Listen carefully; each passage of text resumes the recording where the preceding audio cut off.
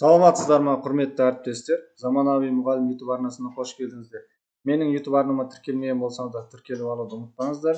Осы ойын ұнаған болса, видеоға лайк басыңыздар және достарыңызбен бөлісуді ұмытпаңыздар. Так, мен ойындарым барлығы осы PowerPoint бағдарламасында жасалады. Бұл сыныптан тыс іс-шара болсын, ашық сабақ болсын, қандай неде қолдансаңыздар да болады. Бүгінгі мен сіздерге көрсететін ойын түрі ұлттық құндылыққа байланысты бәйге, ала мен бәйге деп аталады. Бұл ойынды құрастыруға осындай етіп құрастырдым. Жалпы 4 топ қатысатын еттім. Енді сіздер 3 топ, 2 топ етіп қолдансаңыздар болады. Мынаны алып тастап. Так, бұл жерде жалпы сұрақ саны 16 сұрақтан тұрады. Әр топқа 4 сұрақтан қойылады. Мынау бәйгедегі аттар шауып отырып жарыстыратын боласыздар. Енді мына жерде осы слайдты алғаннан кейін істейміз. Слайдты алғаннан кейін сұрақтарын жаза аласыздар. Мына жерге мысалы өз пәннің сұрағы, логикалық сұрақтар болсын, соларды жазып, есеп болса есепті, сосын мына жерге дұрыс жауап деген жерге жауабын жазасыздар. Қате вариант деген, қате жауапқа қате бір вариант жазасыздар. Яғни осылай сұрақтарын жазып шығасыздар. Бұл жерде ешқандай қиын ештеңе жоқ. Енді бұл ойынның ойналу несі өте әдемі. Сіздерге қазір көрсетейін. Фонында музыкасы. Сначала деп ашамыз. Мына жерде показ слайдовтан осылай ашылады.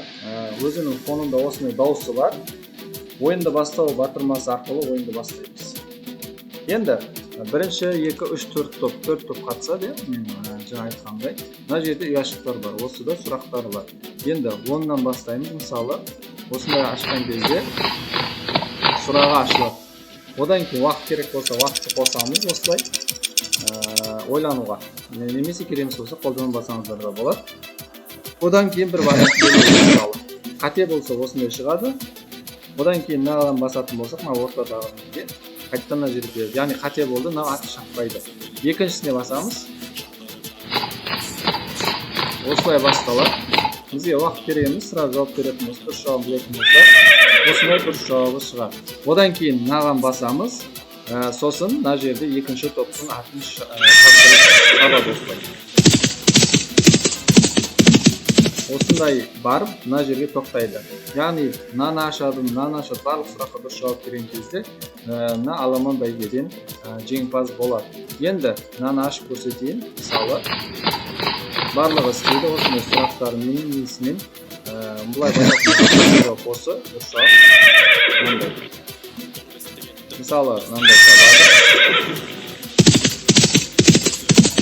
Барлығында осындай анимациялармен істейді, осылай келіп тоқтайды. Енді мынаған басайық.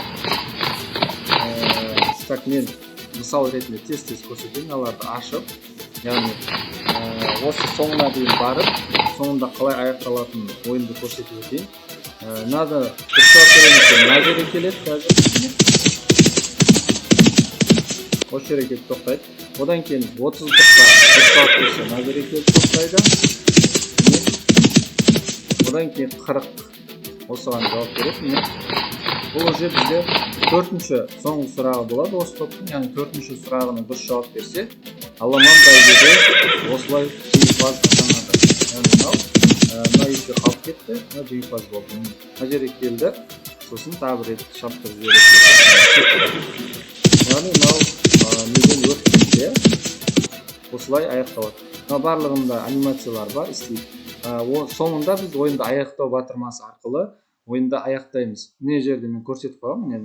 Бұлар показ слайдпен ашқан кезде жоқ болып кетеді. Жаңа сіздер көрдіңіздер ғой. Мына жерге сұрақтарын жазып аласыздар. Мынаның барлығында өзінің анимациялары бар. Осылай істейді. Сұрақтарыңызды жазып, сөйтіп қолдана бересіздер. Яғни топтарды жарыстыруға ұлттық құндылыққа байланысты өте бір жақсы ойын деп айта аламын. Өйткені қызықты болады. Оқушылар жаңағы жарысқан несін көріп отырады өздерінің. Бәйгедегі қай орында келе жатыр, мысалы, соған да қарап отырады деген сияқты. Бұл өте қызықты ойын түрі. Жалпы бұл керек болатын болса, комментарий арқылы маған өтіңіздер. Сол жерде толығырақ айтатын боламын. Назарларыңызға рахмет.